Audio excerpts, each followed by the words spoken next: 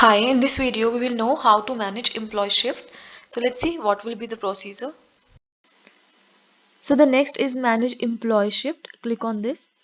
In this you can manage employees according to their shift. Just click on update shift of all the employees.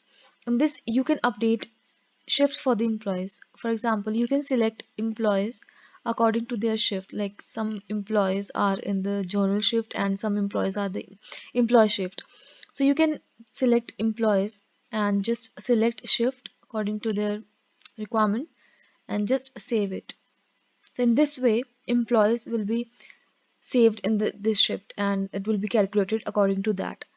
Just you can filter also. You can filter employees. Just select employee number and their shift. So it will be, you can open it and you can filter all the employees according to this.